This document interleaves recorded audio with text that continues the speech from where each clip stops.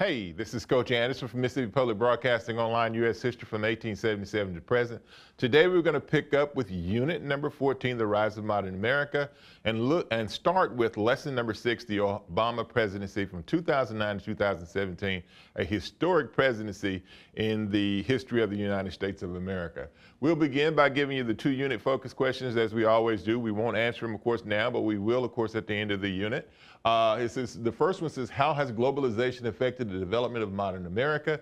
And number 2, how has grievance affected the American political landscape? Now, we will start, of course, with the vocabulary as we always do. And as we tell you, take out your journals and you should define these words, of course, as yourself. But as they come up, of course, in the unit, what we'll do is try to address as many of them as we can. All right, we'll start with the 2 lesson focus questions, which will guide our thought process throughout this particular lesson. It says, why was the election of Barack Obama a historical milestone in American politics? And number 2, what challenge did Obama face as a newly elected president in 2008? All right, we're going to start, of course, today with our journal topic. And it says, does the U.S. government bear any responsibility to bail out the financial sector to prevent economic downturns? Does the U.S. government bear any responsibility to provide health care to any of its citizens? At this time, we'll give you a few minutes and let you contemplate that answer, and we'll talk about it a little bit on the other side.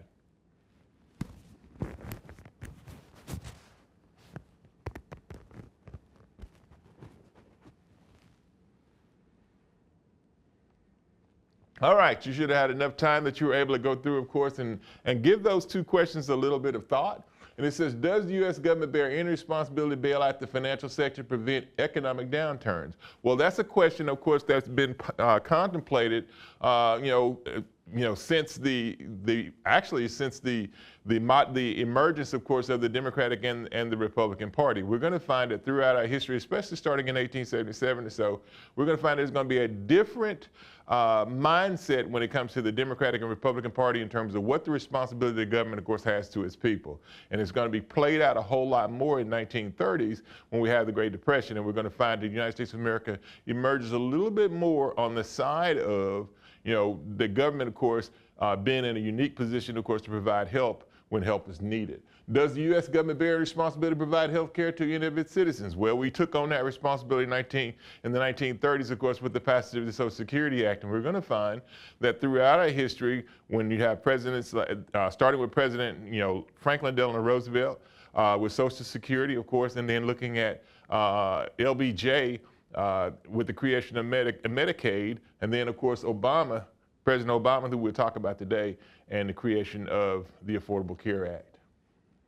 So does the government bear some responsibility? It just really depends on what side of the aisle, of course, you kind of fall. All right, Barack Obama, a Democrat, defeated John McCain, Republican, in the election of 2008, inheriting a nation on the verge of economic collapse. Obama becomes the first African-American elected president of the United States. The passage of the American Recovery and Reinvestment Act in February 2009 was intended to give working class families and small business tax breaks and stimulate the economy. The passage of the Affordable Care Act, or Obamacare as it has become called, gave health care to 32 million citizens who didn't have coverage. Republican Tea Party opposition and lobbying caused the Democrats to lose their majority in the midterm elections of 2010. So when President Obama becomes president in 2008, he inherits a United States of America that's on the verge of economic collapse. There is a tremendous amount of pressure on him to rescue the banking system, and that getting back to that do now activity. Does the government bear responsibility, of course, of helping the private sector in terms of economic downturn? He does so in 2008 to a great degree, and because of that, the United States of America is able to pull itself out of that economic downturn. But that won't come without some scrutiny, and he'll be scrutinized heavily for some of the decisions that he makes in terms of the direction that he takes the country. Here is where some of that opposition comes from. It says the Tea Party headquarters helped take back our country. Government-run healthcare makes me sick. Just say no to socialized medicine. Which one are you drinking? Taxed enough already is what the Tea Party stands for. And then down at the bottom, you have a bumper sticker that says, don't blame me, I voted for the American. There was a tremendous amount of people in this country, of course, that looked at the election of Obama and they had questions about, whether he even really was an American. So we're going to find, and we're going to try to address some of those as we go also. At this time, we will pause for a minute and allow you to access the video in the lesson description on the Affordable Care Act, which causes President Obama the most domestic opposition from Republicans and the Tea Party.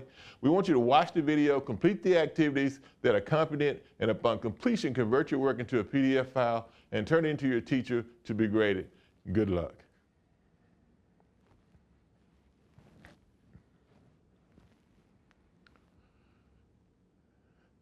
Well, you should have had enough time that you were able to go through and look at that particular video, of course, on Obamacare. And one of the things that you'll find is that a lot of people benefit from Obamacare, but there were some problems with it, problems with the rollout. And we're going to find that a lot of people who look at it, they see the value in it, especially for those 32 million Americans that didn't have any insurance. And we're going to find that now businesses, of course, who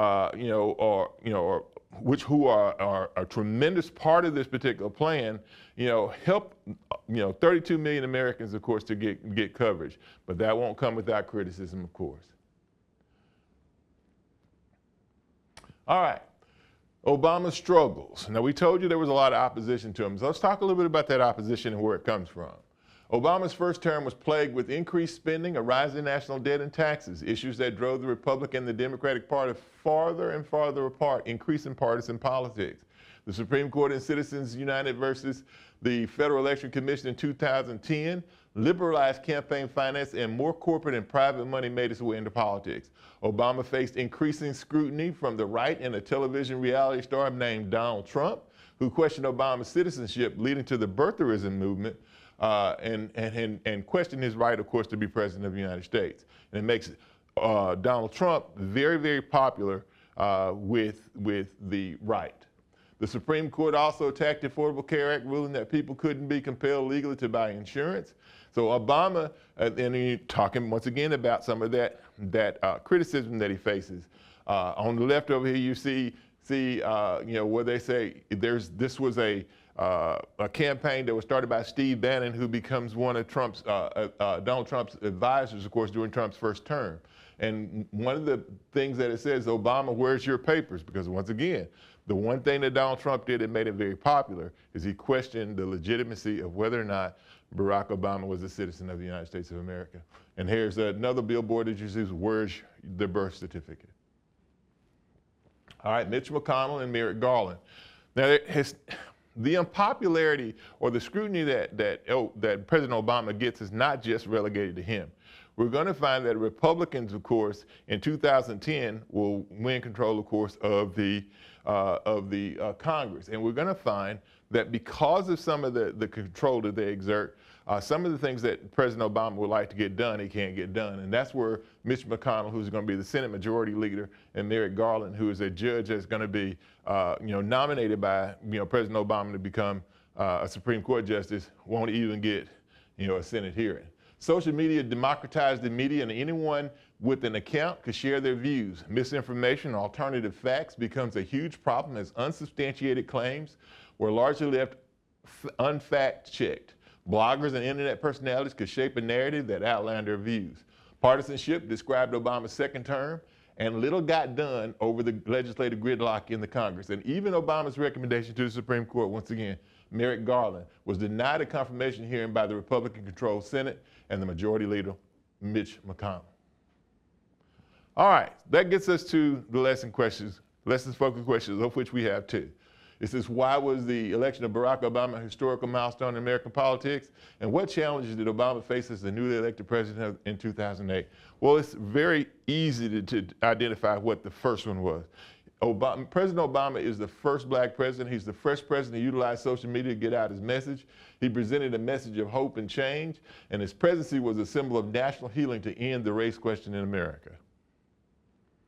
Two, what challenge did President Obama face as the newly elected president in 2008? He inherited the Great Recession with a failing financial system, birtherism, where people questioned whether or not he was even a citizen of the country. He inherited wars in Iraq and Afghanistan. He had a rise in national debt, high unemployment, increasing income inequality. He had mass shootings he had to deal with, and then partisan opposition from people like the Tea Party and the leaders of the birther movement.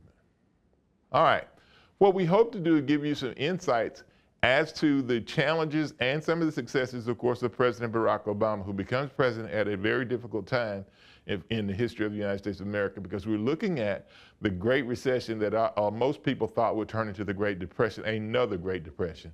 So we can, if we were grading, I don't know what kind of score we would give him. We do feel like, we're safe in saying that he does a real good job considering the circumstances, of course, that he's faced with. But once again, that's just one man's opinion. And do what I always tell you.